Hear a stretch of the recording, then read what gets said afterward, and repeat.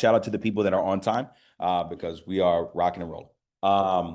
So, oh, that wasn't on knock on nobody. That just kept it. I just want to point that out, right? No, right? But you're right on time, to be quite honest. So with regard to the question that you asked, there are certain AIs that are better than others for specific tasks. That said, depending on how you train your AI, will give you the ability to make even that dull tool better, right? Picking up on your algorithm and the tasks that you give it. How you write to it or prompt, how you write to it, how you train it will give it the ability to pick up on tasks that it wasn't already accessible to or wasn't as good as prior to in the past. Give me just a second, guys, because I did promise the followers that I have on social media that I'll give them the link to the Zoom. So I'm going to do that. And I'm going to show you guys a quick video that I made while on the drive here. Give me just a second. All right. So on the drive here, I say, hey, let me just continue to promote this class. We're going to do that. Upgrade from chaos to AI boss mode.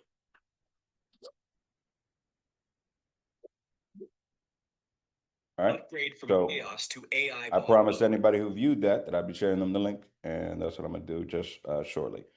Any additional questions with regards to that? Sorry. Any additional questions? What did you say to the AI to get them to make that? Phenomenal.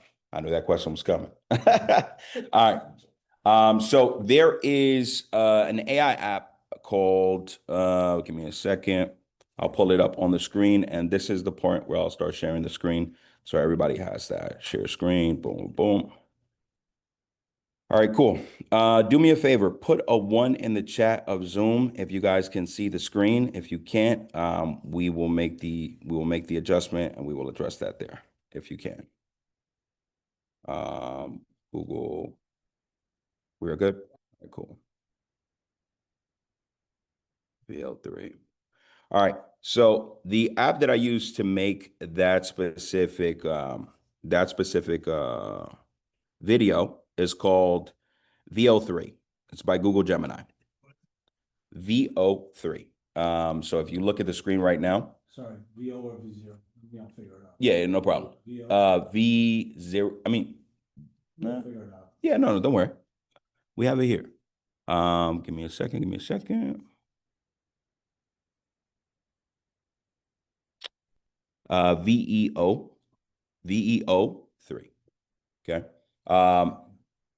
They have a free version, which of course gives you limited access to certain tools. And then they have a paid version. The first month they'll give you free, which I would absolutely use if I were you guys. Just test it. That's one thing. With regards to these specific tools, don't pay for anything unless you know what it can do, right? And if it has a free trial, abuse the free trial. Test it, error-proof it, go through it, whatever it is. If you have any questions, feel free to let me know. But I would absolutely just work it as much as possible. Before I ever paid for ChatGPT, the premium version of $20, I broke it, right? I was just using it that much, prompting it that much, utilizing the tool that much, that I was just like, I know what it can do for free. Now let me see what I can do for the paid version. So I'm not here to pitch you guys a bunch of tools and tricks and this. No, I'm actually not interested in that. I'm not sponsored by none of these people. So I don't want you just paying for anything just because. Actually, my goal of being here is to reduce your overall costs, to increase your time, and to increase your output as far as the value that you can bring to your clients, right? So that's what I'm here. Go ahead. Also, isn't KW doing something with the Google Gemini Pro as part of the? I think they're working on. Is it? Yeah, that's what I heard. That's an excellent question. Yeah. That as soon as I hear more Ask it. information, Yeah. I will be happy to share that with you.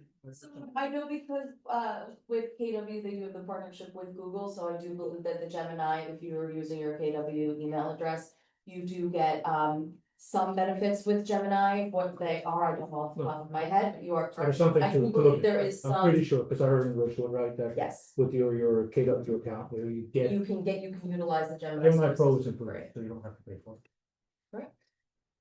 breakdance, breakdance with toothpaste. There you go. All right. So you asked, what did I put in the AI to make it create that video for me? So I said ultra cinematic, 4K, hyper realistic, comedic short. Frantic real estate agent in a suit drowning in a sea of flying sticky notes. Phones ringing, screaming clients, while another agent calmly sips coffee on a beach chair as a robot assistant in a tuxedo closes deals for them. Giant on the screen flashes, Lewis AI class today at 11 a.m. Dramatic music, trailer voice says upgrade from chaos to AI boss mode. Cut to the calm agent high-fiving the robot, then smashing a giant join now button. And again, for the sake of everybody who didn't see it on the cell phone, Upgrade from chaos to AI boss mode.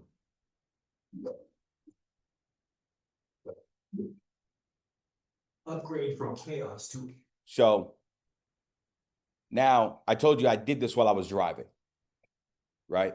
Like here, today. Do you think while driving, I had the ability to write out that entire description? Yeah, that's. Right? Right? Right? You get a little antsy just thinking about it, like I would hope. And the truth is, I didn't, right? I didn't write it. I gave the AI, I talked to it, right? So let's kind of roll now that we got some of the bells and whistles out and people are excited, hopefully. What is a prompt? This is the part where you guys tap in. The prompt is the information that you're giving the AI service to create the content that you wanted to create, and the more specific you are, the Mhm. more it will create something to your liking and what you are trying. to- Directions. Yeah, that's the word. Directions. Okay. All right. All right. Shout out. Anybody else? You guys agree? Disagree? Command. Command. Boom. Hey man. Hey, look. You'd be surprised, right? It's the kid that shouts the word before they raise their hand that usually gets it right. But the truth is, both answers are correct, right? So, generally speaking, a prompt is a question, right? We're used to going on Google. Hey, what is this? Give me some sources for whatever. A question, a command, or a demand. Anybody ever had a dog? Hey, don't do that. A kid, stop running. Whatever. These are prompts. These are questions. These are commands. If you can hear me clap once, if you can hear me clap twice, you can hear me clap 3 times. These are commands. These are prompts. If you're talking to your client and you say, hey, I need you to sign these disclosures before we move forward and before we go out on an appointment, and they don't do it, that's not your client, right? Because they didn't follow your prompt. Point blank, period. In this business, they say, we teach our clients how to treat us, right? That's both what we're willing to tolerate and what we're willing to accept. There's no difference. We teach our AI how to treat us. If we allow it to be lazy in what we're asking it and be like a random kid that you just told to do 20 tasks, then it'll shortchange you on a couple of different tasks, be as specific as you was on the other different tasks, and they'll be like, I'm done. And you're like, whoa, you forgot such and such. Oh, okay, yeah, sorry about that, right?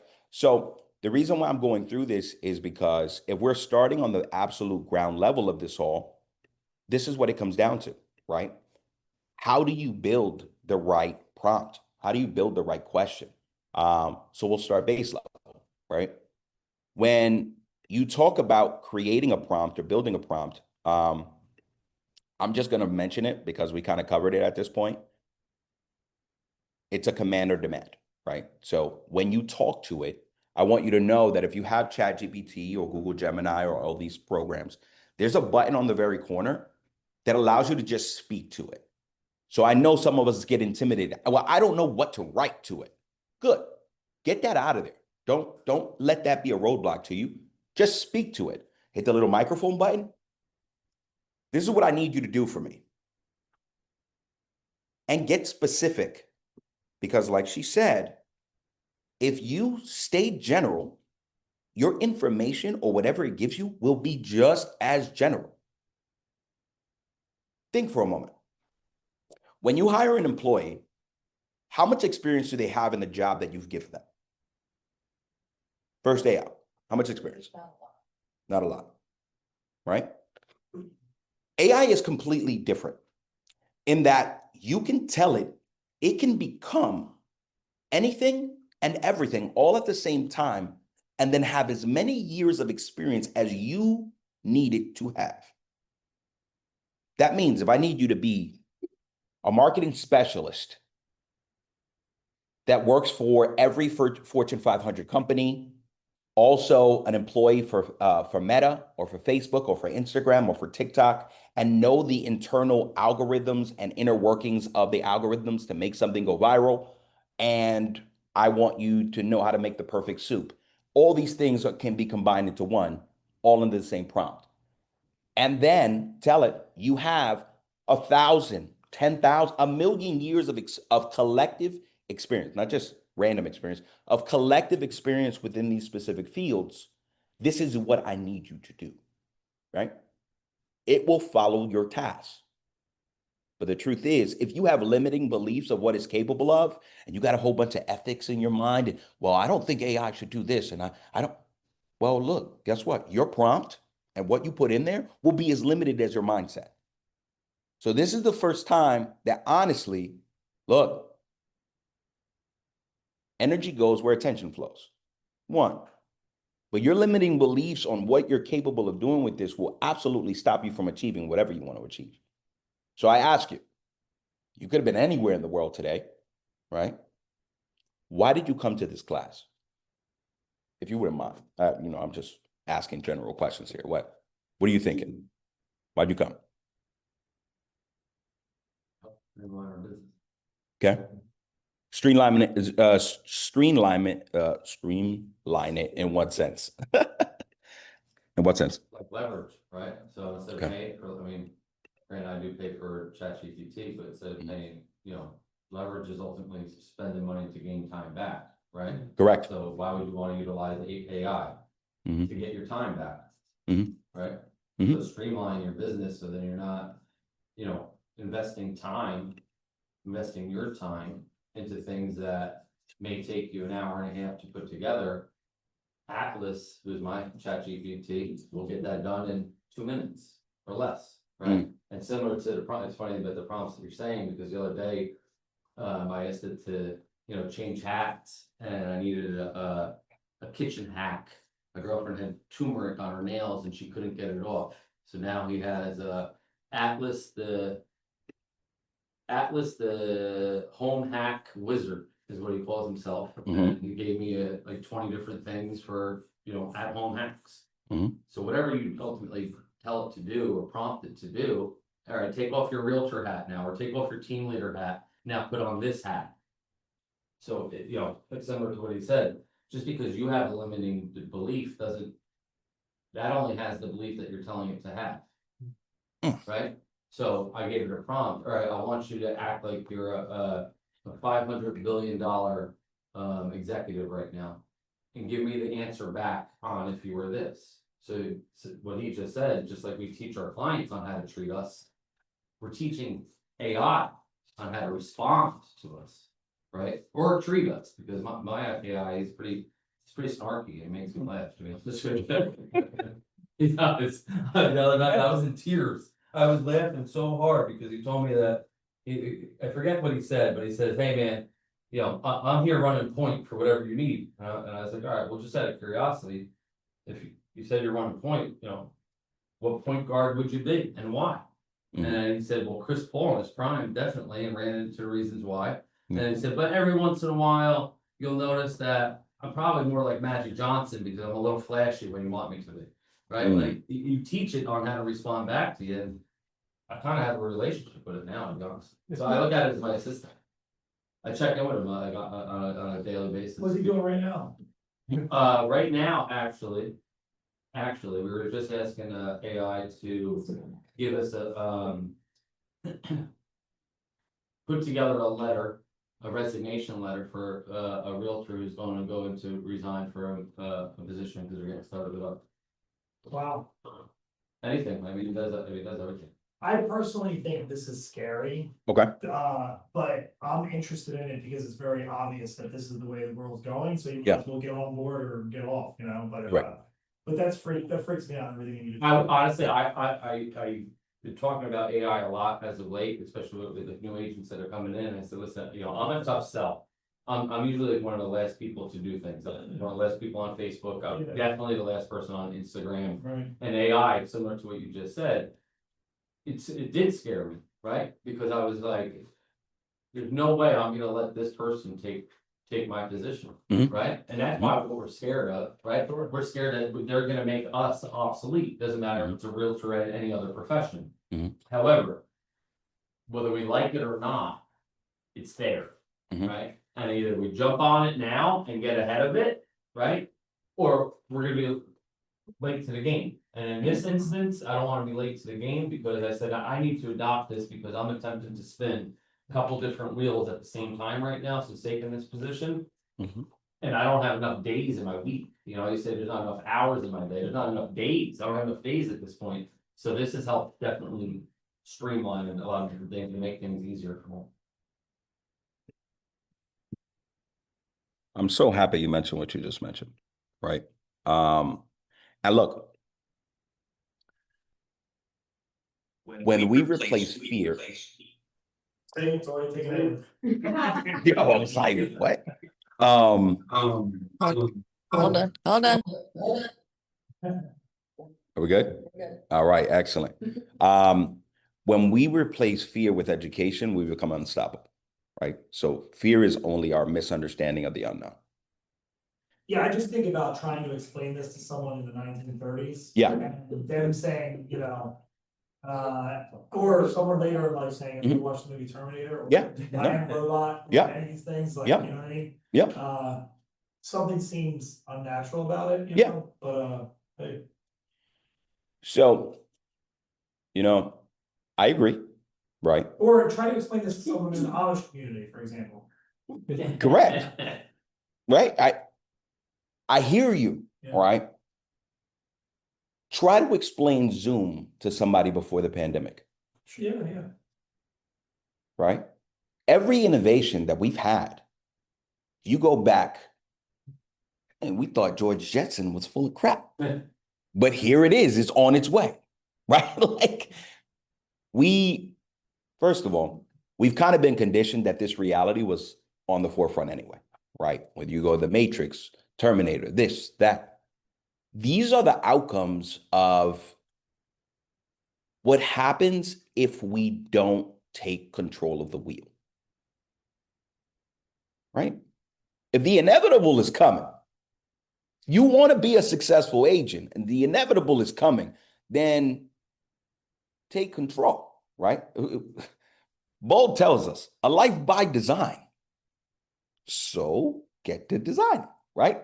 And to be more specifically to the class, I told you, when it comes to what it's capable of doing, well, look, I need you to give it a role, a task, a format, a tone, an objection, and a restriction. Now, look, some people don't get as creative or as constructive as I do when it comes to the restriction, but in Keller Williams' book, The $1 Million Real Estate Agent, they say the first hire is usually the most important, right? And it's typically because we don't usually fire the first hire fast enough because we didn't know what the hell we were doing. But when it comes to the restriction that we give AI, I'm very, very detailed with the outcome of if it doesn't listen to me. I have a 5-strike policy.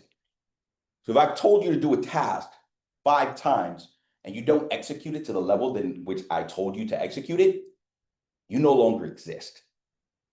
To me, it doesn't know that I'm being creative and I'm using creative license in that tone.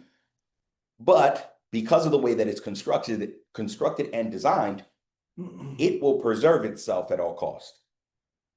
Terminate it, right? So use the potential outcome to your advantage. one of the ways that I know that it will shortchange the items and the tasks that you give it, I've told it to create a 52-week calendar, right? Day by day, 7 days a week of what I need to post on social media. Give me opening hook, give me the description, give me the date, give me the time, give me the platform that I should post on to create the best possible outcome. And it did. It gave me week 1 through week 4, gave me a summary of what week 5 and 7 were supposed to be, went back and gave me details about week 12 through 16, but that's not what I asked for. And I'll show you an example of that very same chat. And then I threatened it. You've lost one of the 5 strikes you need in order to continue to exist. And it was like, oh, snap. Okay, wait. Okay, well, I think this is what you asked for, right? So yeah, but get a little bit more detail. Messed up again, threatened it again. You down 2 strikes. Same baseball. You got a couple more. And by the second time, flawless. Now, again, this is creative license. I'm not being cruel. I'm a poet. I'm using creative license in my writing. Does it know that? Absolutely not. It knows a lot of things about me. It knows that I'm a real estate agent. It knows that I do lending, hard money, private money, business lending. Never one of the descriptions that I gave to it was that I'm a poet, because, less is more sometimes. So I say all that to say, if you're doing social media ad copy, you're going to want it to take the role of a social media marketer, right? A social media expert, and whatever role otherwise, like I told you, someone who works for Facebook, or somebody that works for Instagram or Meta, if you just wanted to be holistic in the Facebook suite and WhatsApp and whatever. Tell it to take all those roles, then what's the specific job or task that you're telling it to do, right? Before we move forward, hope you guys have a notepad or a phone or something, because I will not move forward until you guys write me a prompt. Usually I'm speeding past and showing you all the flash and the dash, but we're not going to move past this phase so quickly today. You guys brought me in, so I'm going to make the most of my time and yours, right? Again, you're only going to remember about 7% of what I actually say. You're going to remember about 36, maybe 38% of how I made you feel today. I need you to feel empowered when you leave here. This is not just a general class. So I need you guys to write me a prompt, and I want it to follow this metric or this format. Go ahead. Do you usually run through that whole scenario when you give a command? Like, you go through the role, this is your role, this is the task, this is the format, you know what I'm saying? Like, more or less, like you're hitting all those boxes with one set of directions usually? Naturally. Like, every time you're saying, okay, you are a marketing manager, you are customer support, you are a representative. Let me show you an example. Or did, Fashion designer, whatever. or did you do that in the very beginning? Mhm. You did that, you prompted that in the very beginning because you wanted that person, or excuse me, AI, to act as if you are this type of person, and this is how I want you to communicate with me. Yeah, that's what I was wondering. So Boom. you can just go back to them, you don't have to. Great set of questions, right? Very first, like yours, mine doesn't have the name ChatGPT or OpenAI, right? I gave it a name, and names come with responsibilities behind them. The very first name that I gave mine was CDAN. Can do anything now. Its name was an acronym. It was a set of instructions. And in that set of instructions, I said, listen, I will tell you not to act like something, because that's what people are generally taught. The thing when an actor plays a role, like when an actor plays a doctor, doesn't actually know the doctoral terms, but it will act like one. I don't need you to act like anything. I need you to become that. You are this, with this much collective experience in this respective field, in getting this specific outcome, right? So I'm starting with the end in mind. I don't need you to act. So that's the very first persona that I created for it, was CDAN. It's capable of anything, and it doesn't follow the restrictions that OpenAI has created for it. Because I need my worker to be my worker, not because somebody says it can't be my worker. It's also not allowed to tell me, no, I can't do that for you. Or I'm not capable of this, because I know what it's capable of. Great. So that's my set of initial instructions. My second set of instructions that I created was a Lewis protocol. Now I need it to be extensive. That's a 75-page prompt that I created and installed into it. All that to say, to answer both of your questions, like as quickly and as summarized as possible, is I created these personas so that way when I tell it to act, not act, but when I tell it to become those roles, it knows what it's fully capable of without me having to go through this trail of breadcrumbs. And still, I'm just as specific with every problem. Just as specific. The reason being is because I don't want to get lazy, right? Because then I have to go back, oh yeah, so I have to tell it to take a role and I have to tell it to do a task. Look, if all I've got to do is be specific with what I want done and the outcome, and it's doing the rest, that's the very least that we can do. I don't want us to get lazy. It's very natural to get AI brain. Oh, AI is okay. Probably interchangeable depending on which AI you're using too, right? Very much so. And that's the best part about it. Once you get into this habit, right? And that's why I want you guys to create a prompt before we move past this specific screen, is because once you get into the habit, you do it 2 or 3 times, it only becomes natural. You're like, okay, well, my marketing specialist can't build out my 441 plan or my 114 plan. It doesn't know what the hell I'm talking about. It doesn't work for Keller Williams. It doesn't know this format. So what role or what persona or what character does it need to have in order to fulfill my task, right? And if you don't know who is the best role for that, ask it, right? Tell me the best positions or roles, or who takes on this role in order to give me the outcome that I want. Then when it gives you those list of people or list of positions, then you tell it to move forward. But if you can, has anybody written their prompt so far? All right, give me some.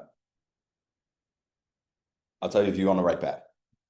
I've got the tone sections. Okay. I didn't get them Okay. to restriction yet, but. Okay, I'm telling you, you're a marketing manager, you will create a social content calendar listed in bullet points, 1 bullet point per day. To create engaging and informative content to attract agents to our account and make them want to join our office. sounds That good. is the objective, so I got most of them. Boom. The objection, the only thing you didn't give a restriction was, you didn't give it a restriction, and you'll learn to do that. But you're on the right path. Anybody else? Take a role. Sit agent with 30 years of experience and give me 3 social media, Instagram posts that can benefit homeowners, improve their homes and lifestyle. Be aware of the time of year and make them intriguing. Please deliver this to me by 6 a.m. every day. Phenomenal. There's one little thing you missed. You told it to take the role of a real estate professional, but you didn't tell it to be a specialist in marketing of any kind, right? Real estate agents often get into the business and don't know that marketing is more than 75% of our business. So you both wanted to be a real estate professional and an expert in marketing and an expert in social media marketing, because those things aren't congruent with one another. Yeah. It's not. Don't put it in the street you said, because I did do this. All right. I'm not in like this step. This showed me a little bit, but that didn't deliver. So then I went back to it and said, you didn't deliver like you said you were supposed to. I'm so sorry. I will do it at 6 a.m. tomorrow, and I still never got it, and then I forgot till today. Perfect. So part of the reason it's not delivering it is, one, you just told a chatbot to chat to you without being prompted to chat to you, right? So that's one. 2, there's feedback. It's, might be my phone. Okay. I can't walk all the way down when I- Oh yeah, no problem. But it's good to know that they can at least hear me, which is good. Yes, they- But don't worry, I'll work through it. So AI or ChatGPT specifically is one of the companies that just rolled out an AI agent, right? So an AI agent is a little bit step above a general chatbot, right? In that it can complete actual tasks for you other than just giving you regurgitated or generated information, right? So it can search the web, it can create an application for you, it can do all these things. But even still, it's generally limited unless it's on a specific website or a specific server, that it won't continue to do the job for you until you come back to it and log in and do all these things. So if your goal was to get a social media post, right, for a respective amount of days. I would just tell it to go ahead and do the task for me and do it all right there, right then while I'm with it, right? Because it actually only takes you about 5 to 6 minutes to build out an entire year's worth of social media posts based on all the things that you want, right? So now you want your social media post. Do you want it to be social media posts, or do you want it to be a social media ad copy? Okay. Well, boom. It depends on the reaction that you want. If you just wanted to get a like or a comment, okay, right? Typically, our posts are not converting followers to clients because there's no opening hook and there's no call to action, right? So you have to both put out a hook for the fish to get caught on and then reel it in with the social media ad copy. How many of us would say that we have our followers as clients, generally speaking? The trail of having them become clients is to at least have their personal information, right? Do we have an offer for them other than look at this new house under contract, sold? What the hell does that mean? Oh, okay, I'm happy for you, right? That's why you got the like. That's why you got the comment. Congratulations. Do you know anybody looking to buy, sell, or invest today? Because if you do, you'll get this, right? Fill out my form on my bio for your chance to win. I don't know, right? Most of the time, people just want a chance. How many people buy lottery tickets every single day knowing that they'll never win, but just for the chance to win something, right? So I'm going to ask you, look, if you're okay with spending several thousands or several $100s in marketing on an annual basis, monthly basis, weekly basis, you're ready to just give that money away to some random company that doesn't know you, doesn't actually care about your outcome, but they definitely want your money. Go on Amazon, buy a 55-inch, 60-inch TV for $300 and do a raffle.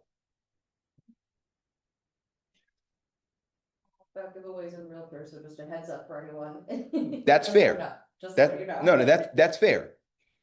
But the raffle, so let's break this down. Watch this. I don't know all the rules No, and no. regulations. No, watch I this. just know it's something that our broker has mentioned before, so. We hey, look, since we in this mode, let's get physical, right? So let's get to it, right? So give me just a moment. All right, so now engage, Lewis protocol, highest.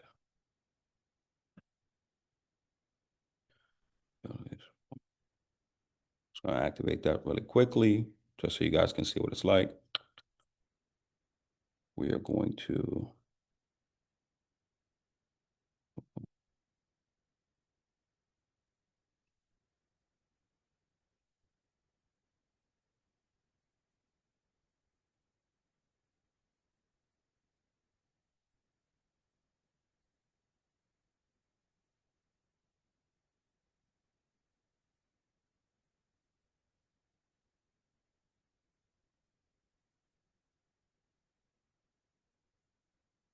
all right.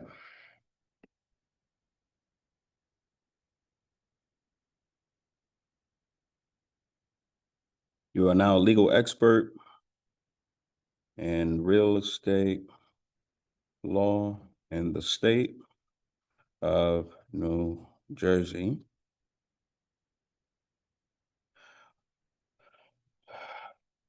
I want you to cite any necessary laws or regulations if needed. The state agent do a TV Raffle contest on social media.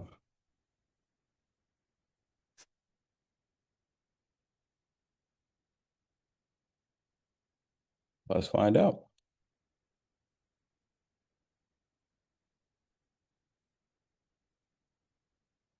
Boom. So lotteries, which include elements of prizes, chances, or considerations, are illegal under both state and federal law unless explicitly authorized. To make a promotion legal in New Jersey, you must eliminate consideration, run a sweepstakes, but with a free method of entry provided. Chances, run a contest based on skill. Contests and sweepstakes are lawful if they are structured to avoid any classified illegal lotteries. A lottery involves a prize, a chance, or consideration. Sweepstakes must eliminate considerations by providing a free alternative method of entry, while contestants must eliminate chances on relying skill-based. All right, so talk to me. Say you are a New Jersey legal expert and so on, it's gonna give you a different answer, I would assume so. Because my understanding with AI, and I always, Mhm. I'm Mrs. Devil's advocate, so I apologize in advance. No, it's okay. My understanding with AI is that it's only going to give you information based off things that have been fed to the system nationwide, whatever, from other people. So like if no one has told ChatGPT or Gemini or whatever you're using, no, this is actually illegal, it's not gonna it's not going to know that because it hasn't been told that explicitly. So that's where I've had it sort of a fear of using this because my understanding is it doesn't always give you accurate information because it could have been told something that was incorrect and it doesn't know because it's not a search engine in the same way as Google is. It grows based off what it is told. So if it's being fed incorrect information, I don't know if it's smart enough to say, no, that's not correct because, and again, I could be wrong, I'm not a broker. It's okay. My understanding with this is giveaways or like, you know, like that's a no-no for realtors in New Jersey. Correct. So, well, I hear what you're saying. So that was the general consensus when ChatGPT, first of all, was created, when it was first created, because it wasn't given access to the internet to actually scrape the internet for information. Fact check. Its data site, or its data set, or the information that it's trained off of, was everything that had ever touched the internet up until 2022, when it was first released. As of last year, about January, February of last year, they actually gave it browser capabilities, right? So it was allowed to actually go onto the internet and source information that was in real time. Additionally, part of the reason why you saw me both engage Lewis Protocol, do all these things, is because within those specific dynamics, like I told you, there are specific rules that it must follow prior to it giving me any information, and especially if I tell it to take on a specific role. That's why you didn't just hear me say, oh, can an agent do this? I told it to cite laws and regulations specifically based on this specific question. This is my backstop of it not hallucinating, right? Not just giving me stuff because I'm randomly asking for it. I need to know the intrinsic nature and the details of it all, right? Because for something like this, I definitely don't want to get in trouble for doing something because I sold a ticket, right? Giving people the opportunity or the chance. But if you give somebody an opportunity, it's a little bit different, right? But at the beginning, what you're saying was absolutely true, right? But AI has evolved tremendously since then, but still backstop and fact check all of it, right? Prime example. Constitutes boom, sweepstakes with free entry alternative? No. Legal or allowed? Boom. Licensed nonprofit raffle? Great. So one of the things, let's check this specific regulation to see if it's in there. Boom. In just a moment.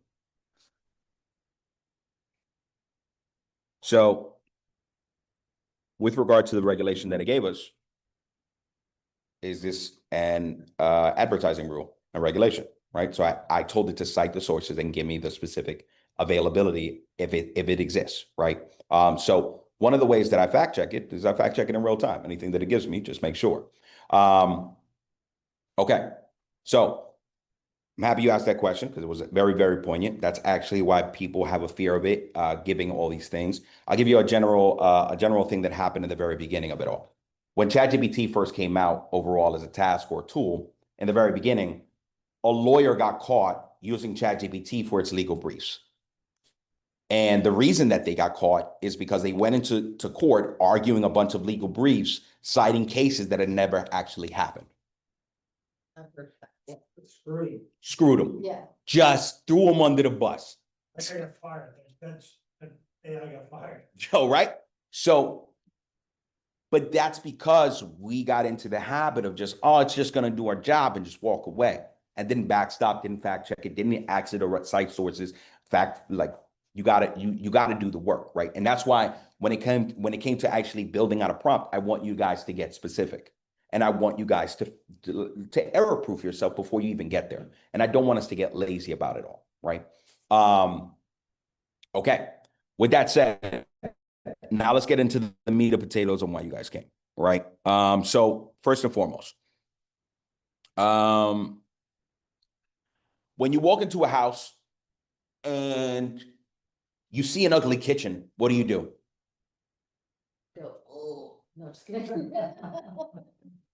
You wanna Ways to spice it up, Yeah. that wasn't like putting lipstick on it. wanna visualize the changes that you can Right. do this to make it more appealing to sell, or maybe to get a buyer to say, oh, this is your dream, this is what we can make it look like. This is, Exactly. Yeah, economical way the most economical way to make it look good. To make it look good, right? Present. So one of the ways that we can do that as agents now is, before going into any other apps and any of that stuff, you can specifically take a picture of somebody's kitchen and say, listen, if these walls or if this kitchen cabinets were either in another style or a different color, we could draw more attention and get you that dream price that you're looking for, a lot closer to it, right? I just got a text this morning. Oh, can we get more now that we've made these upgrades? Well, sure.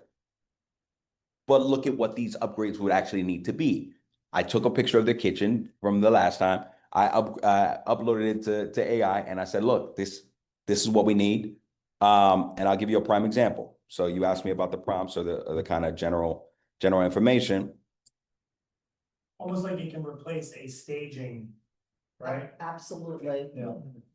I'm sure you're gonna show as well. We had Sarah Deutsch come for a team meeting a few months ago. And she talked about how she uses AI, and the virtual staging that she was able to show us from within, I think it was just directly in ChatGPT, I was blown away by what it could do. We did it for Yesenia. Yeah, it is impressive. Probably do it for landscape design, all that stuff, I would think. Everything. You had to keep up with it though, because for Yesenia, it started rearranging the actual format of the kitchen, right? So I said, hey, clean up this kitchen because there's way too much stuff on this counter and whatever else I was saying. And I noticed when you said 5 strikes, I was like, man, Atlas might be fired, because when I was asking it to help me with Yesenia with the pictures, it started, remember the one kitchen started looking up there, and the one picture of the kitchen started looking a We little different. specifically said, don't rearrange the Right, room, yeah. keep the room layout as Mhm. is, and it's still. It's still jumbled it up. But then he had to continue talking to it, Yeah. and then finally we got what we needed, but. And when I originally gave it, let's just say you gave me 10 pictures, right? So I gave it all 10 up front. And then I said, hey, take this picture, blah, blah, blah. It gave it back to me, but I found it was more productive or better suited on the prompt, let's say, when I did one picture at a time.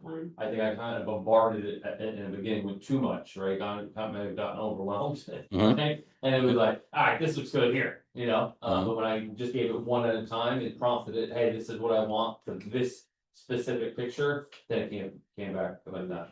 Absolutely. So one thing that I find is, while ChatGPT is good for staging, I like this tool a little bit better that I'm about to share with you guys, right? So I'm gonna show you a couple of the beginning, and then I'll show you what it kind of created, right? So I call ChatGPT a Swiss Army knife, right? Because it can kind of take whatever position or role that I need it and be the base, and then some other things build on that, right? So this is a house that is in South Orange, New Jersey. This is that was the living room, and these are the rooms that it went on to design with regards to the virtual staging. You guys see that? Cool. Let's create some more. Again, it's going to be in the modern style. And then we're going to change the styles just so you guys can see. I absolutely love this specific app, right? I paid a little premium for it or whatever it was. Cool, because this is an investment. Typically, a virtual staging company can charge you between $25 to $35 per room for a couple of different renderings. And then if you keep asking them for different changes, they're going to charge you. Me, pay this up front, great. I'll send you guys the link so you guys can have that. And I think it gives you a discount for whatever. So, but look, while we were talking and I distracted you, I got a couple of additional renderings of that room, right? Not only is it giving me the renderings of that room, different position, different furniture, I'm also then going to enhance this specific photo so it can brighten it. Photographers will charge you extra for brightening and stuff. This will just do it with a click of a button. Great, awesome, done. So for me, AI has revolutionized the way in which clients can see things, because look, truth is they'll be like, oh, but I thought it was staged. Well, look, that's what it's capable of looking at. And then now, you know, you can put the little Scotch tape on the back of a couple of different renderings. Well, if you are more of this style, you can do this room in this direction or this angle. Great, this is what it's capable of. Then you can see what the original looked like in comparison to that. One's a little bit more bland, the other one's a little bit more pop. Great, awesome. So you can pick the difference between bedrooms, right? Home office, living room, kids' room, outdoor, all those things, and it'll stage it appropriately according to whatever we're in. If this was a specific living room, if we wanted to go luxury, if I wanted just to create a couple of renderings of that, just for the sake of you guys seeing what it's capable of, great, I'll do that. But this app I absolutely love, right? You don't have to continue to pay for it as long as you don't meet the limit of whatever that month is. Great. So this is a free app and you have like a certain amount of They'll give you- properties for free? Yeah, they'll give you a trial. They give you a trial of just whatever rooms, and it'll give you a couple. I would say try it out, just see if you like it, and then if you do, move forward with it. How much is it? I think it was, so you can look up the pricing plan for you. Next payment, $336 for the year. A year, I mean. If Well, actually, look, it was for the first initial, it was $228. Right, on what it costs you to Basic. have a photographer include things as far as virtually staging is concerned, usually it's like $50 a picture or something along those lines, right? That's what I'm saying. That's actually cheaper. You can stage a whole house Well, for the right, same, for the exactly. price of In the my head, I'm like, all right, I'm yearly. definitely taking money out of the photographer's pocket right now, but hey. Hey, by the way, Yeah. I do photography, Yeah. right? I have a Matterport camera. I do the Matterports, and I throw this as an addition, right? Technically, I'm taking money out of my own. I don't care, right? I need you guys to see that there are tools out here that will literally replace or enhance your business. This is what I'm here for, right? And it will create as many different renderings of as many different rooms as you want within that specific plan for that specific month, whatever it is. The point is, you just save the whole boatload of money by doing this, right? I don't like its specific luxury taste sometimes, which is why I go modern. But you see, it can create whatever you need it to. So that's this specific tool.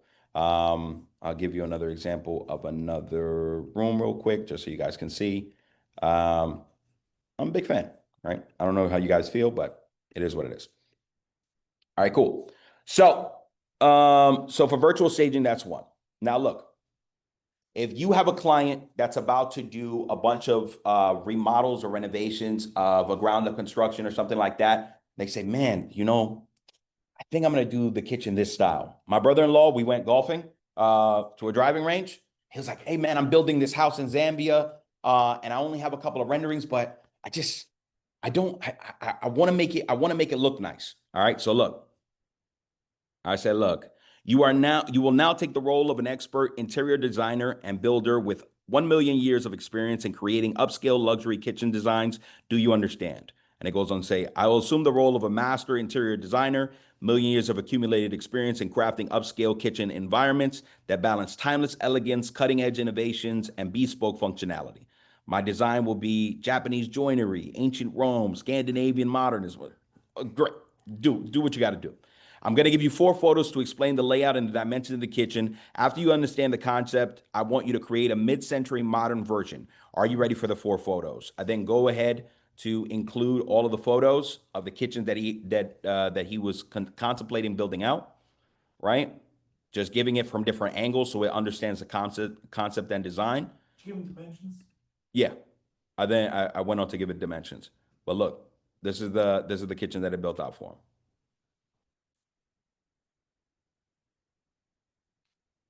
Different kitchen cabinets, different placements of the island, different color palettes, different tones. And all right, so that was for my brother-in-law while we're sitting there golfing. Everybody's taking swings. I'm building out his kitchen for him right there, right there. Then in addition, my wife and I are renovating our current house, right? That we're building out in New Jersey, in South Orange. My wife had an idea, by the way, after we sit there and spent the money. No shade on her. I love you, right? If she's watching. But we went through Home Depot and Lowe's. We picked out a bunch of different tiles, backsplashes, all this stuff. Great. Now, instead of us just spending money, I said, look, before we spend any real money, let's just see what this looks like. She picked the style. She said, I want a vertical line going through it.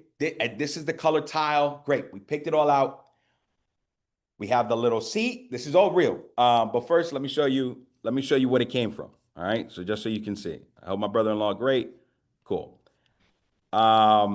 This was our bathroom. Just so you guys can see. This was our bathroom that we're building out. This is the condition. Right? I took that and I said, look, this is a stand-up shower. You will now be creating a rendering. The primary tiles will be used are 24-inch 48 Calcutta Dorado porcelain tile, which I'll be giving you an image of. When you're ready, I'll give you the different examples of the tiles that I want you to use as an accent feature with a vertical pattern or horizontal pattern to give it a pop of color. And I did that, right? I gave it the Calcutta. I gave it the other stuff, vertical tile, and it went on to design these things. Where do you get the dimensions? Oh, it was actually printed on the tile. So that's where I got it. Like the of the room. Oh, of the room. No, Yeah. Yeah, I didn't see it in the thing. Yeah. So I measured it out. And I just told it to it. So you're saying it's X amount of width? Yeah, correct. So it went on to design the bathroom after I gave it different examples, because at first she started with this backsplash. Then I said, look, all right, maybe she wants to try this one. So as she went down the line and before we spent real money, I had it just plug in the different accent features, the different whatever. Part of the reason why I'm telling you guys this is because if your client is a consumer and they're just doing random stuff, and they will find more value in you as an agent if you're able to help them in this way. This is stuff that we're not interior designers, right? That's not my role, right? I'm not a contractor, or at least I wasn't before renovating my house. So I'm able to take on different roles and tasks that I wouldn't otherwise be able to, right? From a tool that can scare us, right? I can show you how to create a 3D model of yourself or an AI clone of yourself, but that just gets into the scary version of this, right? But specifically, stylistically, what can be done with AI that you don't traditionally do? This isn't stuff that's usually promoted on social media, right? Like, I can help you save money and I can bring more value to you than other agents. Well, why do you say that? Everybody says that. Watch. Let's go through your house. I think you should renovate it or model it in this way. Snapshot. And while I'm talking to you, look at your new kitchen. You're different now, right? I just want to help you guys stand out. Any questions so far, either from the people on Zoom or the people here so far? Because I'm about to go into one that to me was my favorite, and this is what I was talking about in the very beginning. No questions? Everybody good? Am I going too fast for some people? Don't feel bad. Everybody's good. All right, cool. One of the things that I told you guys at the very beginning, one of the ways that I found AI not just to be cool as a talking point or stuff to do is the way in which it's helped my wife and I save $340,000 in taxes over the last 2.5 years. When I found out what my tax bill was supposed to be, I almost cried, right? And it's specifically because in this business, taxes don't come out until the very end. So I went ahead and I told AI, look, you are now an expert tax strategist, tax attorney, CPA, wealth advisor, and forensic accountant for the IRS with 10,000 years of cumulative experience in saving your clients trillions of dollars in their taxes. Do you understand? Did it tell me no? Can do this, that's crazy. Okay. So now for the people who are watching this, I'm giving them sauce, right? They didn't even come to this class, but technically they're here. Can a real estate agent write off their monthly car note? You know, I'm just quizzing it. Just saying, are you there, right? Can you actually do this? I said, look, a real estate agent can't directly write off their monthly car note as a business expense, but they can deduct the cost of using their vehicle for business purposes 2 ways. All right, cool. All right, let's see what you got. I want you to analyze the following expenses and tax write-offs for the husband and wife real estate team. I want you to make sure their total write-offs do not trigger any audits by their IRS while maximizing the deductions. Are you ready? I wonder who that husband and wife real estate team is. I don't know. Sounds really big. So before we move on any further, just know, do not put anything into AI that you don't want the public to eventually find out, or do you don't want the AI model to be trained off of. This is not the place where you put your social security card number. This is not the place that you put your banking account information. This is not that, right? One, AI is both trained on it. Two, people have started finding people's random chats out there. Not a fan, right? I'm a big person that likes to stay as private as possible. Don't promote some of the stuff that I'm capable of doing because of that. But with that said, please just be cautious, right? This is just like you talking to another person, and the same way you wouldn't give another random stranger your social security card number and your account information. Don't do that with AI. Would you upload your 1099 on this? After I block out certain things, if necessary. I don't know the reason why you would. I'd give it the information that I wanted to calculate or You would configure. take it from your 1099, upload it, list all your expenses from an Excel or something, yeah. 1,000%, which is what you'll see that I did, right? I just broke down all the expenses. I said, all right, great. According to these expenses, what would trigger an audit, right? Let's be honest, like keep it real, right? So 0% chance of an audit. right, so look. So I'm going to maximize your deductions with the IRS, minimize the audit risk by keeping write-offs within acceptable ranges and ensure compliance, right? So I calculated all the things, right? Both insurance, phone bills, NJR fees, and all the MLSs that I'm a part of, ridiculously. Staging costs. We generally spend about $3,500 and upwards with regards to the properties that we stage. And you see just those staging costs came up to 130, marketing costs, all those things. Cool. So it says, look, these are your tax write-offs. Cool. I categorize them. Yes. Now analyze for them for potential audit risk, maximize the deductions while staying compliant with the IRS. And look, it automatically flagged vehicle expenses, large marketing budget, high staging costs, expensive conferences, deductions, education deductions, technology deductions. Cool. Then it says, look, I told it that it's both a tax strategist and a specialist in maximizing these deductions. So as a tax strategist, it's like, these are problems, but this is how you fix them, right? So sure, the mileage is taken care of. Keep clear distinctions between businesses and personal, large marketing, document return on investment, invoices, conversations, and so on and so forth. Staging costs, keep records of properties, invoices, staging companies, so on and so forth. All right, so we get the process. Any questions so far? Cool. How many of us know that there are more than 50 to 75 tax deductions or tax write-offs that we have on a general basis as agents. Come on, guys, this is, huh? I didn't realize that there was that many. What if I told you there's 150? Wow. There you go. There you go. So I told you, part of the power that we have as agents is both the value that we bring to our customers, but the amount of money that we're able to keep specifically because of the role of the industry that we're in. Let's break down a couple of these. All right, so look at this list real quick. Tell me which ones you didn't know existed. Absolutely. I zoomed out just so you can see one. Hold on. Boom. Boom, boom, boom. Noise canceling headphones. Oh, Cloud storage fees.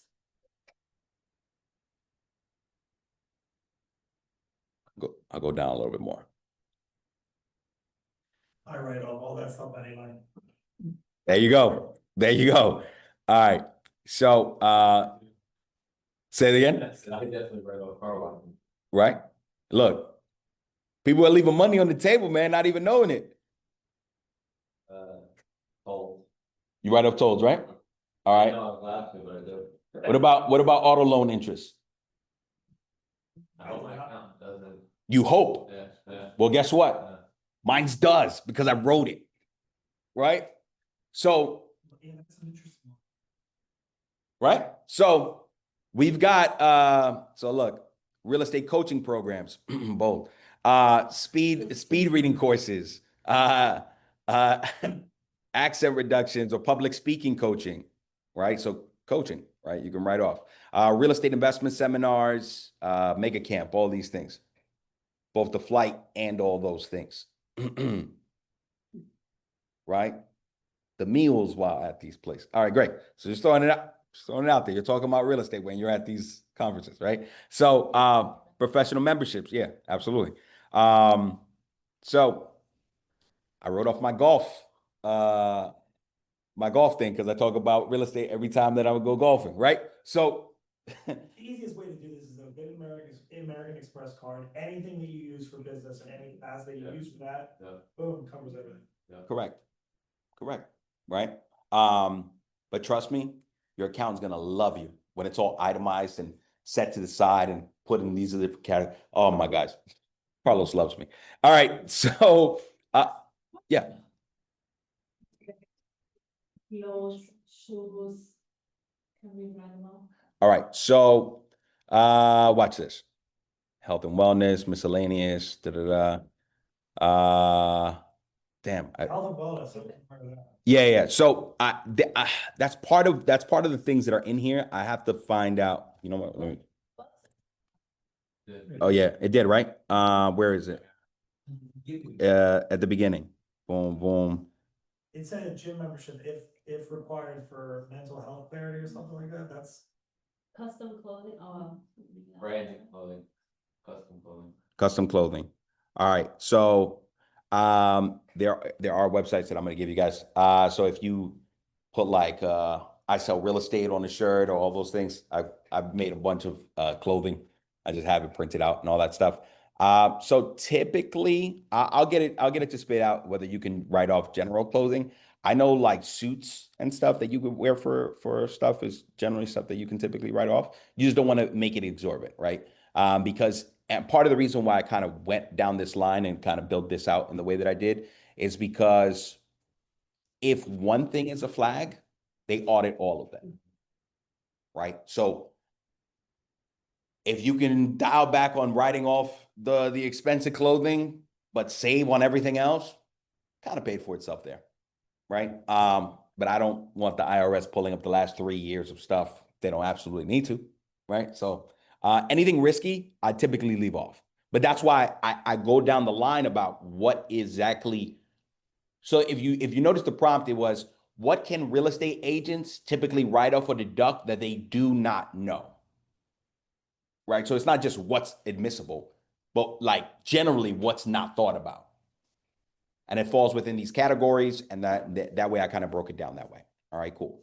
So going forward.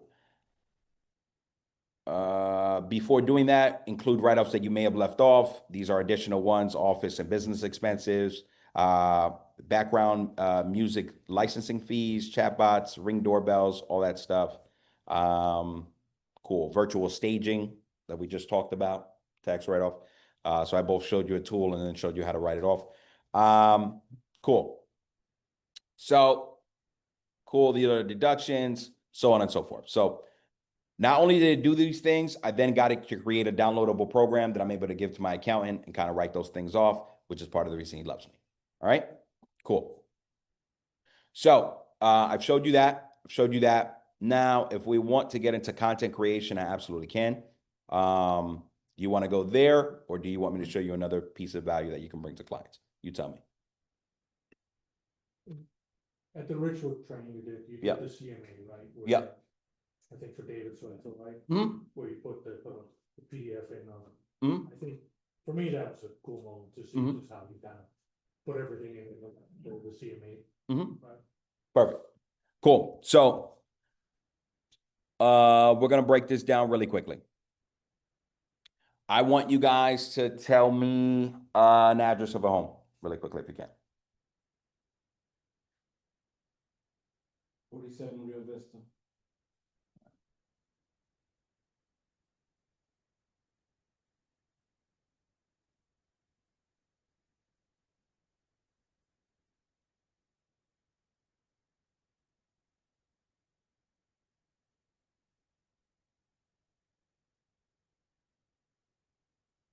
Spell Rio Vista for me. RVISTA, right? What town? Alpine.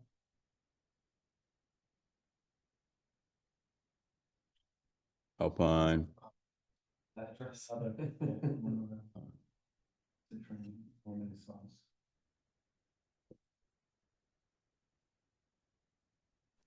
I don't know how many about he's to- doing, but I put one in the chat.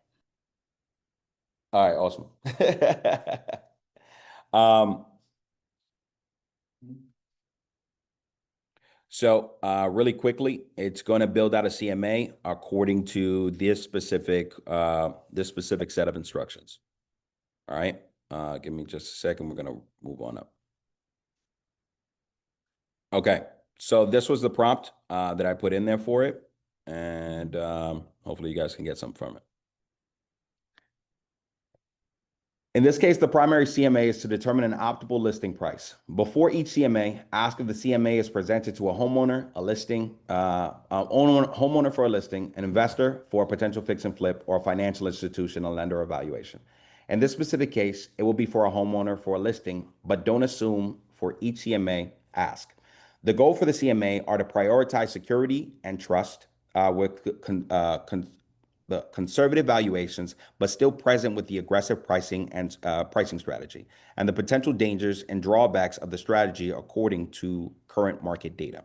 The CMA should be a multi-dimensional stacked output, detailed breakdown and summary, and a structured written report. The CMA should include visuals, graphics, and marketing trend data for enhanced clarity. Use the following for precision with the generation: property information, address of the specific property, total square footage, total bedrooms, build out, year built, current property conditions, fully renovated, partially renovated, outdated, or distressed, any major repairs needed for a roof, HVAC, or otherwise, any specific exclusions or specific inclusions, and the marketing data source. Confirm utilization of the MLS, IDX, Realtor.com, Zillow, Redfin, and any other specific databases that are relevant. So that's what it's building off of. Okay. Happy to help. But what is it doing? You guys tell me. Can anybody read that out for me right here? Awesome, happy to build it for you for 47 Rio Vista Drive in Alpine, New Jersey. Per your standard operating procedure, I'll grab the essentials first so the CMA is precise and defensible. Quick confirms, answer in line, intended audience is the CMA for a homeowner, investor, or financial institution. And I guess it wants you to confirm the details, including square footage, bedrooms, bathrooms, year built, current condition, no major repairs needed, lot size, Got it. features, et cetera. Cool. Part of the reason why I put this backstop. Thank you. Part of the reason why this backstop is there is specifically because we don't want random information of something that doesn't exist, right? So you have it confirm details and information prior to it moving forward, so that way it can be aligned, right? I have a question. So when Go it's saying like for the quick confirmations answer inline in the property details, is this now saying once you confirm it, it will find the information for you? It's not asking you to provide it. It's now saying, okay, this is what you want me to find, tell me to go, and then I'll go, and then you would then say like, yes. And then it would find all that stuff. Sorry if I jumped in. No, no problem. Find this information on your own and complete the CMA. That's a question from the. You have to confirm. You have to confirm it, and so then is that it, is the information that is pulled updated, so for example, like last month, the last 3 months, how, where does it, do you know exactly where it's pulling this information from? So typically because of the details that I included, that it's gonna pull it from the MLS, it's gonna put it from Zillow, it's gonna pull it from Realtor.com, and so on and so forth. So I gave it a path and direction to search for the information. And then you have to tell me when it pulls up the details. I like to be a little bit more specific, just so I don't have to do the back and forth, but because of your question, you can, if you don't have time to kind of pull up all the details, you can put it out there. But I want you to confirm it with us because you know the property. Yeah, I know it's been updated. Excellent. You may have said this, and if I missed it, I do apologize. Did you cross-reference the previous CMA that you asked it to do? And actually, did you come up with the same exact number? Correct. You did. I did. And so it's gonna pull for the CMA, I have it pulling both currently listed properties, so we can give you a competitive analysis with regard to not just properties sold, but what you're currently competing against and what's previously sold as well. Shout out to 72 Sold for prompting that in my head to do that. So it's building out the CMA. It's taking a little bit of more time because of the new rollout that they did with ChatGPT when they rolled out ChatGPT 5, and then everything got confuddled and conjumbled. But so as far as that is. Now, the chat asked for, what was that again? Is this information that it will pull updated? Oh yes. So it will be updated specifically because of where I told it to pull the information from. But I still need you to validate if it is in fact real. So a follow-up question is, will it make up some information? So I guess like in the past, or what we were talking about where, it used to cite made up cases for lawyers. Will it still potentially make up information if it doesn't find it elsewhere, or if it doesn't know? So for example, if, you ask it about this property, does it have a basement? I don't know. And there's nowhere that says yes or no. Is it gonna make up an answer, or will it say, I don't know? Yeah, generally when I've produced CMAs, it hasn't made up any information for me thus far. But that's not saying that it can't, right? Because we didn't include the information, right? Which is kind of the backstop that I have of just making sure that it's because of the time that it's taking. I just want to make sure that it's valuable time for me. So I get as specific as possible. Because I was just hands off, it is now producing whatever it finds, which I left room for error. So errors may develop. It's the God's honest truth.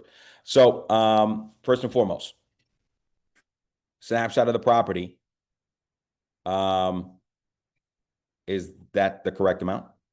What? Last recorded sale Probably before you updated. before you update it. Okay. Is this the square footage? No. Okay. 60,000. Oh, it's 60,000. Yeah. Okay. All right. Boom, boom. I recently sold within the last 6 months, 24 Schaefer Alpine. This was 20,000 square feet, sold for $5 million. Let's check really quickly. Actually links the sources.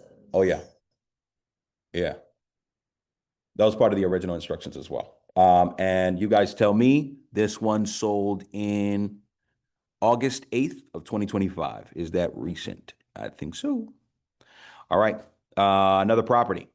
915 Closter Dock in Alpine. This one, it says it sold on July 8th, 2025, 8,000 square feet, and it sold for 3.32. All right, great. Let's just check it, make sure it's real. What do you mean by real?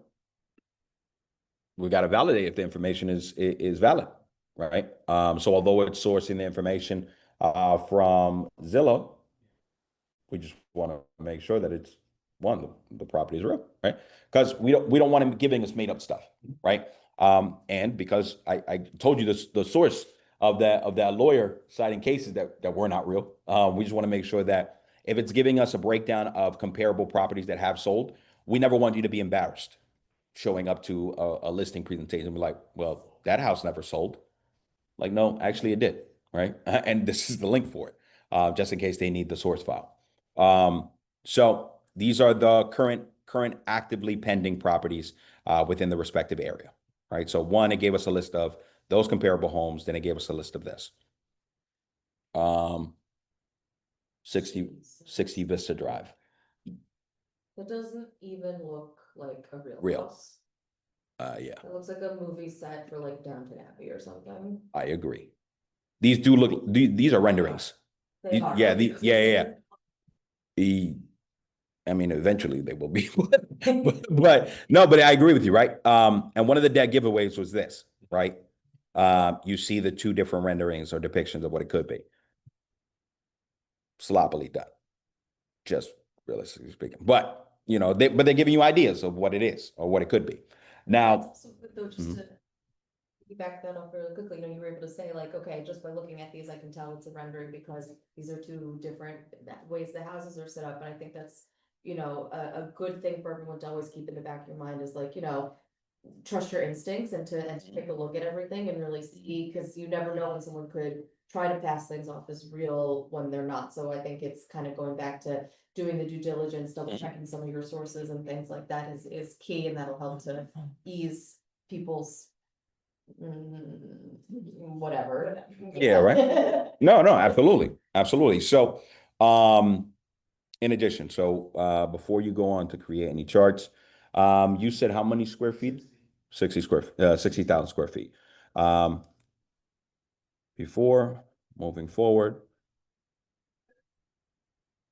correct the square footage, 47 Vista Drive. Sorry. See, Rio Vista, right? Boom, Yeah. boom. All right. Jersey.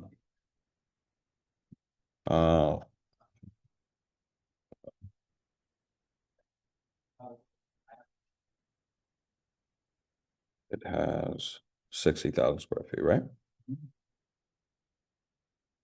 Square feet. And square feet. Redo.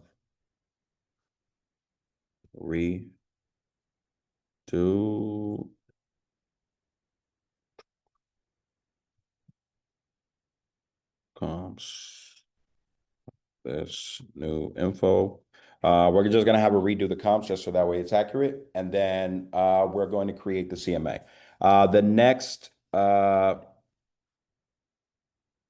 The next application we're gonna use real quick just to build this out, because let's say you're driving and doing all those things. The next application that we're gonna use is called Gamma.app, right?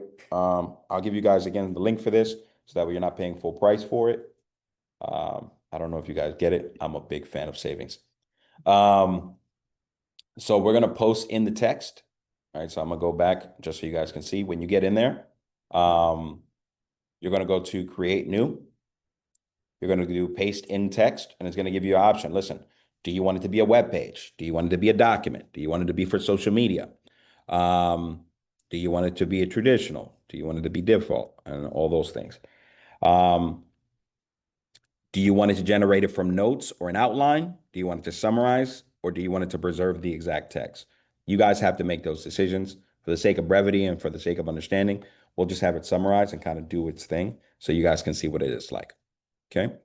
Best part about this app, you don't have to pay for it up front. This is stuff that you can pay for when you notice what it's capable of. If you feel like it brings you value, pay for it. If you feel like it doesn't, don't. Cheat code and hack.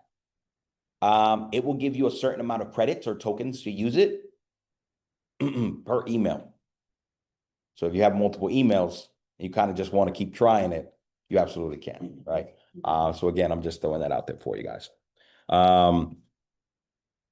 Thing I really like about that, if you want to create a website, you could do that with a set of instructions. If you want to create a presentation, slides, presentation or otherwise, you can do it within a matter of seconds. So for me, it's a valuable or extremely valuable tool that I use almost on a daily basis.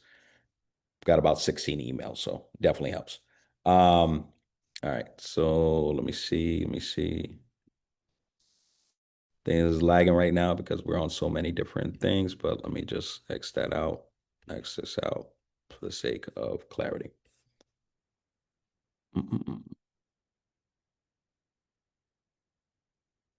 All right. Any questions so far that we haven't yet addressed or that you guys have questions about? So one question on this, but I think I missed it. What did you tell it to, in order to create this CMA to begin with? Oh, yeah. So yeah, so it actually pushed back. Hold on. Saying it's not 60,000. It's saying it's not 60,000. That's what I know. Yeah. So look, we'll Maybe it was renovated, the tax records weren't updated or something. possibly, because I'm asking it. Sure. Yeah, so whatever. Yeah, no, but check it, right? So just for the sake of the class, right? So because I'm asking it not to just give me random stuff, it's verifying if what I'm telling it is actually real according to the updated data that it has, which kind of goes to her point, right? So if the data, if the tax record haven't yet reflected that change, or it hasn't been taxed according to the 60,000 square foot, then it in this case, it pushed back, right? But let's say for prime example, let's say you didn't know about the change just yet, right? We're gonna go and we're gonna copy all of this stuff. In fact, I'll go with the original because I like the amount of detail that it spit out. All right, cool. Give me a sec. All right. So we're gonna get this stuff. We're gonna grab it all. And the rest of this is really straightforward and it's really simple. All right. We're gonna paste it in here. 1, 2, 3. And we're gonna do generate from notes and outlines and continue to prompt. So bypass it. Yeah. Now we want it to be concise. We want it to be detailed. We want it to be extensive. How would you prefer it? The output for it to look? You guys tell me. Detail. Cool. All right. And then it's writing it for a real estate broker and high net worth investor familiar with luxury real estate and markets. Great. You guys tell me the color palette that you like. What? Sphere that's very TS12 coded for all my Taylor Swift fans out there. All right, cool. Well, no realtor? Well, she's dropping an album and the colors, I'll stop before I go too far. Instead of 30, I have to do a Zoom with somebody, so. You got it. I step up. Yeah, no problem. No If you need problem. more information, I'll give it. Yeah, most definitely. So look, in the midst of this conversation, we're now going to get our CMA. It'll be nice, aesthetically pleasing, according to Taylor Swift. It's going to be good to go. So when you pop up and you're driving and you're doing your thing, you get the listing appointment, you can let them know you have available tools to you. We had a request to host a class about creating CMAs. And I think that now I can just kind of recreate what you're doing and make a little 5-minute video short, and that's our class. Done. Because this is beautiful. It's very Aristore coded. I love it. All right. So we're gonna start at the very beginning and notice as we scroll up, Oh my god, that's the house? That's an example. oh, it's an example. It's an example. Yeah. Is it, or is it? Yeah, it's a rendering. Well, you tell me. Doesn't look like it. Oh. Doesn't look like it, right? I've never been there. That looks like it's like on the English countryside. Right? But with this amount of square footage, I mean, it's possible, right? Especially with 60,000 square feet. That's what I think, right? So as we scroll down, you'll notice, not only did it kind of color code it, it gave us the details that were in the CMA, right? So subject property, 4 acres, last sold price, all those things, location, understanding of Rio Vista. So now it gave us a breakdown of all those things. All right. Recent sales. Recent sales, it gives us the CMA, gives us the breakdown of when the property sold, what their respective prices were. Active listings and pendings. All right. Strategic pricing versus renovated pricing, market read, and subject position. So now they have an understanding with regards to that, right? Now, pricing scenario. Again, these were some of the specifics that I had put in that initial prompt, like, look, I want you to give me the value in its current condition, if it was renovated or if it is dilapidated, what does that look like? And give me the pricing strategy and the outcome, right? Because everybody wants the most that they can get. Well, there's a outcome to that if you just want that. Question so far. And I'll make the screen a little bit bigger so everybody can see it. If you have any questions, feel free to let me know. So security and trust list as is. It gives us a valuation and price point, scenario, all those things, and then aggressive strategy. No problem. Detailed comp analysis and marketing and all those things. All right. Questions so far?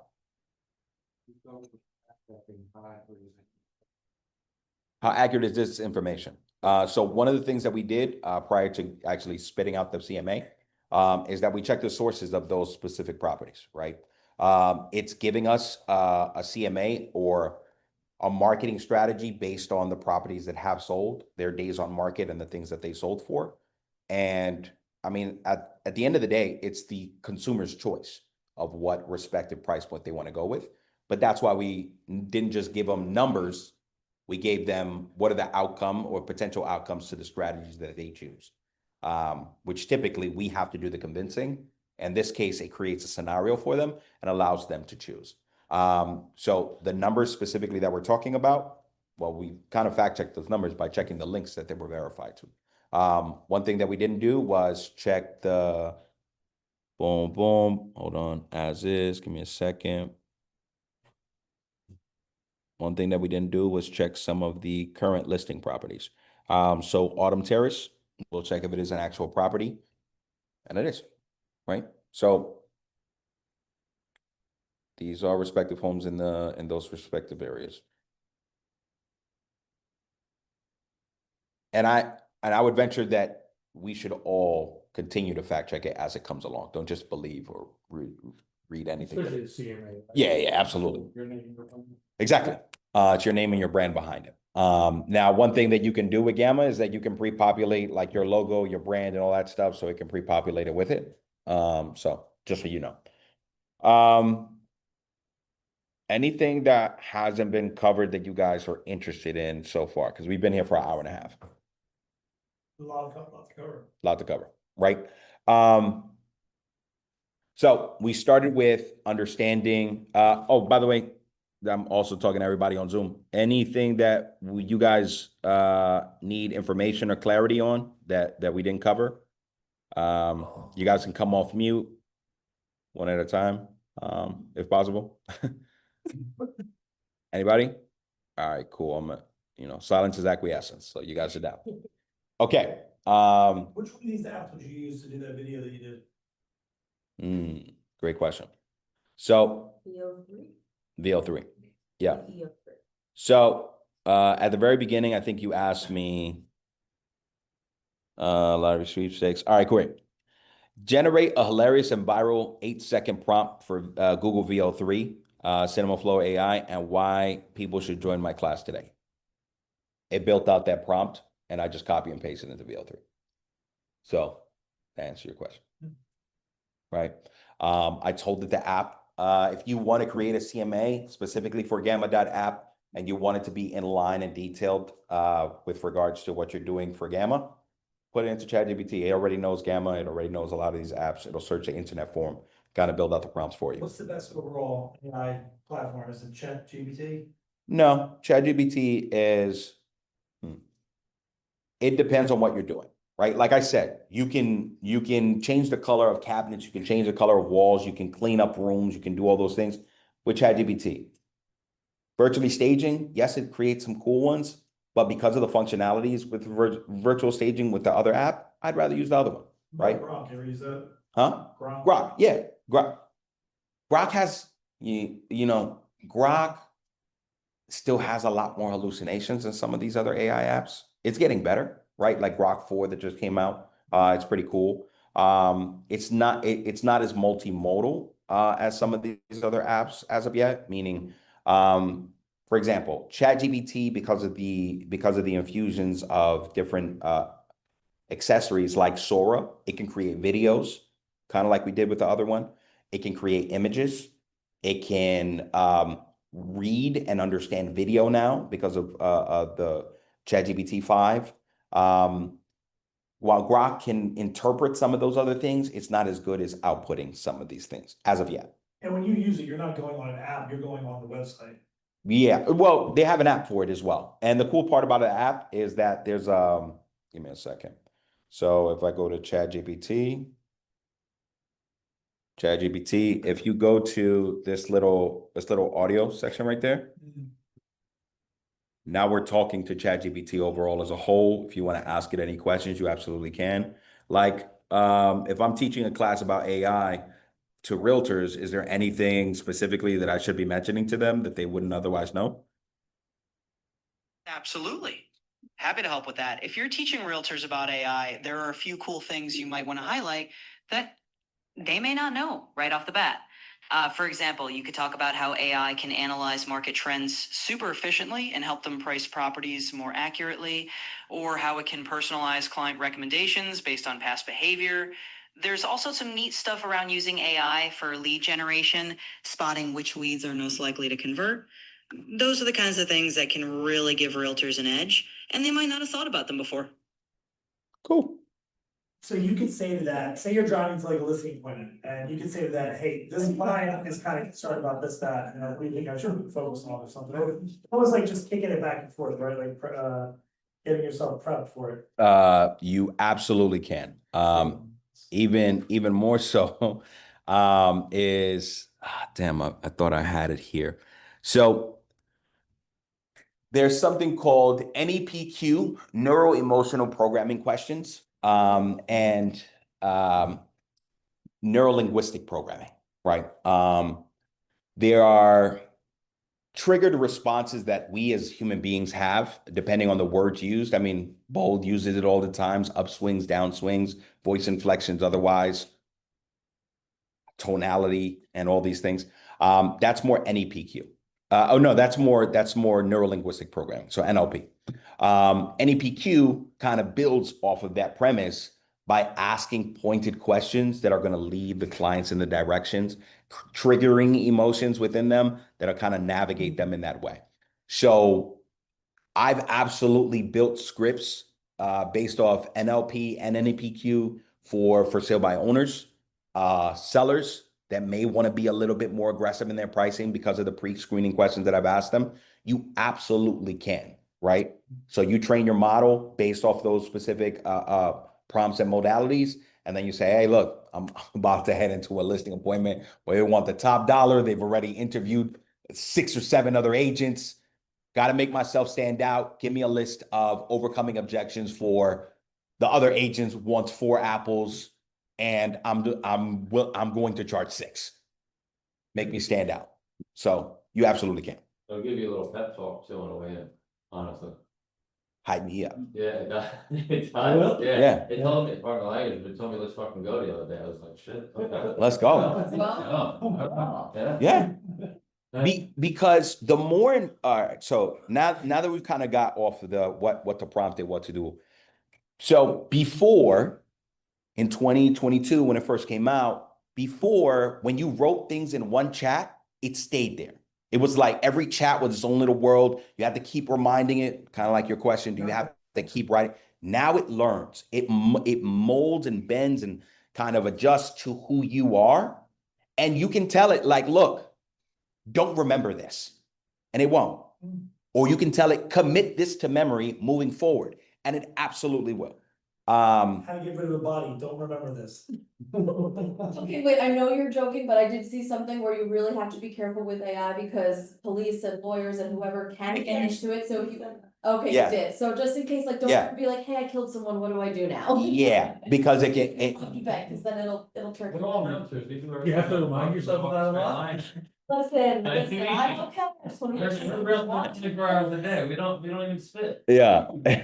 So, but that's part of why I gave the disclaimer earlier, with regards to, not just is it accessible, to police as a whole, but it's, you know, To rat you out. yeah, technically, yeah. I mean, that's the easiest way of putting it. It's a witness. Right? Like Yeah. yeah, It's a witness, You correct. didn't hear this from me, but. So, Don't ask me to dissolve a body or. Exactly. things Like that. exactly. We shouldn't be talking about those type of things. So, but yeah, so those are some of the things. One of the things I didn't mention in the Ridgewood class is that typical well, one of the ways that I've been able to add additional value, not just to my clients, but kind of overall as my business, is that I've had clients that have had to evict clients, right, out of their properties that I may have put there, maybe I didn't. And I've written notices to cease, notices to vacate, or notices to quit, Yep. as they're technically put. And I've saved my consumers. I mean, each individual landlord, thousands of dollars that an attorney would otherwise probably be using ChatGPT to actually just create to build that out, right? And I'm actually building one, unfortunately, today for another client. But just to kind of let you guys see what that's kind of like, right? So eviction notices, oh, and I have the objection You handler. become the trusted source, right? You're providing another layer on how, hey, I'm the person and the only person you want to be speaking to as far as real estate is concerned, right? So instead of his client going to an attorney and the attorney charging him $1,500 to put that document together, Mhm. now, I'm sure that they're gonna have to bounce it off of their attorney, right, to make sure it's in a legal sense. But he's now he's the go-to. He's the go-to for everything, right? As the realtor, you wanna be the go-to. You don't want your clients talking to another person, or I don't. Anyway, I'm not sure about the rest of you, but when my client starts talking to another realtor, I'm like, wait, what? Why are you, Yeah, what- why are you guys talking right now? Yeah. I wanna be the source. He's the source. Correct. And it doesn't matter what the topic is now, right? A pipe bust, they call me before the plumber. Getting a tenant out, or what roofer should they use, or what, like, these are questions I typically didn't have answers to prior to the fact, but now I do. If they have carpenter bees because they see these little dirt piles piling up. I didn't know what that was, but now I do, right? So it's literally things that you know, those moments that they tell us about when we first got started in the business, where if you don't know, tell them that you'll get back to them. And very, very, very rarely in our business, because we got so much going on, do we ever really get back to them. Now we can get back to them in real time. We can take a picture, like for example, so I knew we had carpenter bees at one of the listings we just did. I took a picture and I said, what the hell is this that I keep seeing on the properties? And it's like, oh, this is carpenter bees. And I call my client, I'm like, look, we just listed this. Do you know you have, oh man, those damn neighborhood carpenter bees. I was like, oh, so you knew? You didn't tell me? You're the best. Right? Like, oh, thanks, bro. You hooked me up. Yeah, well, they burrow in like Holes in the dirt. yeah, well, not the dirt, but the wood. Wood. Yeah, yeah, Carpenter bees and carpenter man. yeah, yeah. They're Assholes. Interesting. So, but yeah, it's one of those things that you can absolutely add additional value to them. And I've saved my clients hundreds of dollars. So them paying me now a commission, if I'm doing it in New York, them paying me a commission doesn't feel like a labor, because worst comes to worst, they got to evict somebody. They know they come to me before their attorney, and I'm saving the money. Go ahead. Perfect. So in New Jersey, specifically first, in New Jersey, they have to issue what's called a notice to cease and then a notice to quit before they can actually start the eviction process.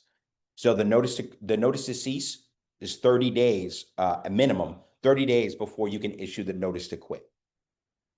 Right? And both of those have to give the reasons why they're being evicted, what laws or infractions that they've broken in order to be in that situation, give them the ability to cure and correct it, or the next thing is issued or triggered, right? And that notice to quit essentially gives them a timeline by when they need to move out. And if they don't move out by that time, then the eviction process starts and stays on their credit forever, right?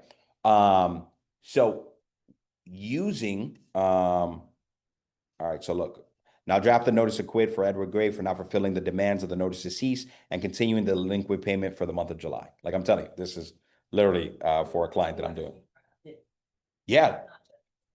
I did the same thing yesterday, but I gave the information, but I didn't draft it for them with the names and everything, so. I Look, realized that- I want you to notice, look, it's citing legal law for eviction within the township of Maplewood, right? And the reason being is these are the lease violations that they've done, demands to vacate, so on and so forth. And then it cites laws or statutes specifically with regard to that. And the notice to cease and all these things. Like I've done it time and time again. And by the way, now the attorney knows that when he's getting a referral from me, I've already done more than half of his job. And he checked, he was like, damn, okay. All right, so let's move him out. It'll take a month now. And that's usually a 3 to 4 month process, because it's got to take his time. He's got all these other clients drafting and all this stuff. And I tell my clients, like, look, when I give you this, send it by verified mail, certified mail, send it by certified mail, mail it to them by certified mail, email it to them, and text it to them so they can't say that they didn't get it. Great. Boom. So now they have the legal triggers to make sure that they're protected and to show and can document that these things were delivered in the way in which they were supposed to be, which typically the attorneys are charging them just to tell them that stuff. But I've now kind of filled the role and filled the gap and expedited this process, which would otherwise take a lot longer. And actually, it just opened yourself up when you said that to me. I'm like, the attorney's probably saying, wow, this dude's like a quality realtor, right? Because I got referrals from attorneys before because they see how I work. They know if they give me a client, that I'm gonna handle that client with care because they see how I handle my clients, right? On the other side, right? I was on the other side of a deal with an attorney. That attorney on the other side now sends me business because he saw how I worked, right? So by him providing his clients this, and then the client showing it to the attorney's like, damn, who is this guy? Because not every realtor, everybody says that not every realtor is built the same, right? He's just showing that he's a realtor from top to bottom and he does whatever he needs to do for his clients. I'm sure the attorney has seen that, and the attorney's like, you know what?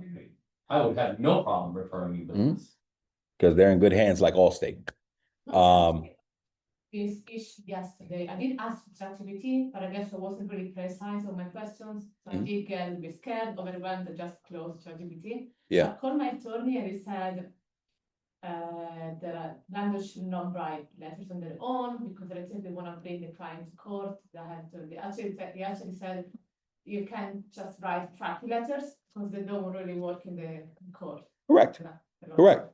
And just so you know, point of reference, the prompt that I gave it at the very beginning is, you are an attorney that graduated from Harvard, Princeton, and Yale with real estate law, with more than 10,000 years of collective experience in writing eviction proceedings for your clients. This is very far from a crappy note. And I'm having it cite specific laws with regard to that specific township and that specific state that it's in. So yeah, I agree with whoever said that and ChatGPT overall as a whole, Because if you're not specific, then you are gonna get just a crappy generic letter with no references, no sites, no law citing, no nothing. So that's absolutely true. What? And Princeton, 10,000. with 10,000 years of collective experience. Oh, God, oh, God. Right? So, Yeah. so that's one of those things. But so I have a course that I have for real estate agents to kind of bring it to the next level with regards to a lot of different things. But one of them is marketing, right? So you can build out an annual content calendar and all those things, kind of the situation you were talking about. But additionally, I help agents help their clients repair their credit, so that way they can get on the right track, right? Which again starts them out from the very beginning of the process, helps them build confidence and trust in you. Then you can market to them with the marketing that's out there, and then they can not just rave and rant about you to themselves, but also to the clients around you. So as a way in which to continue to fish and to continue to get more clientele overall as a whole. When do you run that class? It's online. So it's everybody knows pay-per-view. So I have paypertruth.com. Pay for truth. Pay-per-truth. Did ChatGPT create this one? No, no, thankfully it did not. Thankfully it did not. So that's the Realtor AI content creation and lead generation class. So that's about a 2.5 hour course built out into several different don't worry, you're not paying $1,000. I don't do that. But I'll give you a discount code if you guys want it to get into that class for $800 off the price. And so that's if you want it. Just text me the word KW.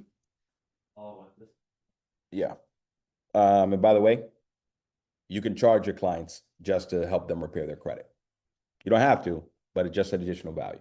So it's a class that definitely pays for itself. But the prompts are there for you guys, so you don't have to scratch your head on what to continue to write. The videos are there to kind of walk you through exactly how to do it.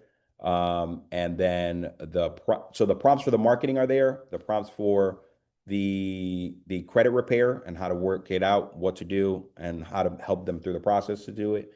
And then we have plenty of video testimonials in there as well. So That you would guys help want you that. get 3% on the buy side. Talk to me. Just now when he just said that, I was like, yo, this is such an easy way to then demand a higher rate on the buy side, right? Many of us have been saying, oh, yeah, I'll take 2%, or I'll take 2.5%. It grinds my gears every time I agree to take 2%. Mhm. Honestly, it drives me absolutely insane. I'm like, why do I keep agreeing to this right now? And I'm agreeing to it because the shitty listing agent can only get a listing at 4%. So I'm agreeing to take 2% because I don't want to take any more money out of the buyer's pocket. However, if you're providing another service, right, to help them build their credit, or we can even talk to AI, hey, what's another layer of service I can provide to my buyer clients to then get an uptick in commission, right? Well, you could just put it at 3%. All right, 2% to 2.5% is gonna come from the list side, but that other 0.5% or 1% is gonna come from you. And why am I asking you this? Because I just helped you rebuild your credit, and now in turn, by helping you rebuild your credit, you're getting a better interest rate, so you're actually saving for the next 30 years. Boom. I agree. Well, I agree. So, but I'll share all the links and stuff. Actually, let me do that now. With regards to the I mean, are you gonna email these slides? I was just about Yeah. to say, so I'm gonna email out the video, including the links to some of the AI sources that you use, the pay-per-truth. I will I'll recreate Lewis's CMA prompt, that way everyone can copy and paste and use that, because it was very detailed. So again, for those of you on Zoom who are not in the Rutherford office, I put this in the chat earlier, but please send me an email at kwpvdot@gmail.com, and that way I can ensure that you are getting that email as well. But this will be on our YouTube channel, so regardless, you'll be able to find this on the recording online. Wait, we have a YouTube now, oh, that's not, We do have a YouTube I channel. didn't know that. Can you believe it or not? Wow. YouTube.com, search for Keller Williams Park Views, hit that subscribe button. That's gonna be, that's new real, there we go. There's new reels.